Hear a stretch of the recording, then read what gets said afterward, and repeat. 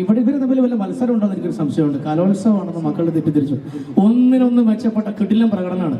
പക്ഷെ ഓഡിയൻസിന്റെ പ്രകടനം മാത്രം എനിക്ക് തൃപ്തി തരുന്നില്ല. കൈയടിക്ക് പവർ വരുന്നില്ല. അപ്പൊ കുറച്ചുകൂടി നല്ല കൈയടി, ഒന്ന് കൈയടിച്ച് എന്തിനീ കൈയൊക്കെ മുന്നിൽ വെച്ചു.